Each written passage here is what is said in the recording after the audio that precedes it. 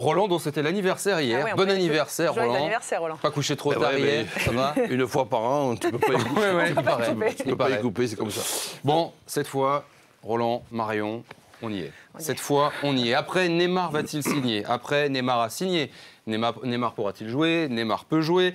Neymar à Saint-Tropez. Neymar énerve Patrick Montel. Bref, ce soir, Neymar peut enfin jouer. Le premier match du Brésilien avec le Paris Saint-Germain, c'est à Guingamp. Roland, est-ce qu'aujourd'hui, c'est un grand jour pour la Ligue 1? Oui, ça peut l'être, mais est-ce qu'il va être titulaire? Ça, on ne le sait pas encore. Non, c'est vrai que ça a été un petit peu le feuilleton de l'été.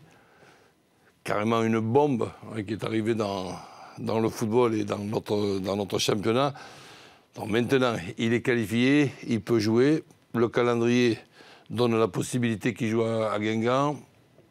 On peut parler d'un débat. Est-ce que c'est vraiment la bonne idée de le faire démarrer à Guingamp?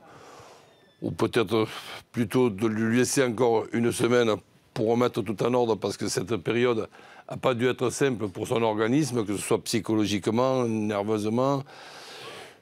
Ça, c'est à débattre. Toujours est-il que pour Guingamp, ça fait aussi une superbe publicité, parce que déjà que c'est une petite ville ou un énorme village, je ne sais pas comment il faut dire, et que c'est un petit peu une surprise de les voir en Ligue 1, que Guingamp puisse démarrer avec le Paris Saint-Germain et Neymar dans son premier match au Roudourou.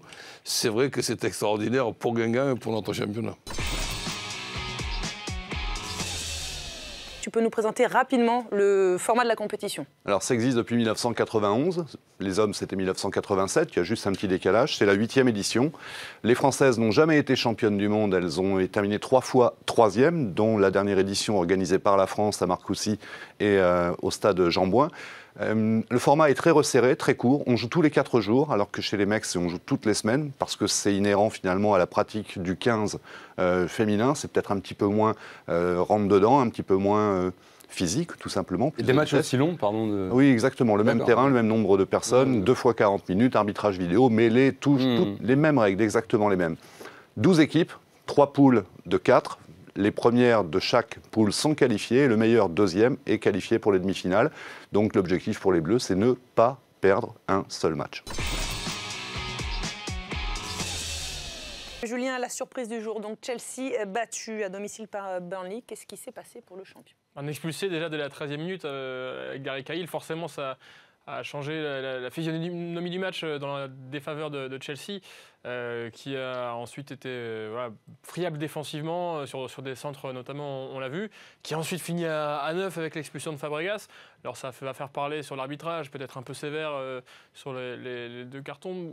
Ça peut se justifier aussi, mais disons que c'est vrai que c'est un début complètement cauchemardesque pour les Blues, qui ont aussi montré quand même, avec l'entrée de Morata, qu'ils avaient de la ressource. Ils ont failli revenir en fin de rencontre.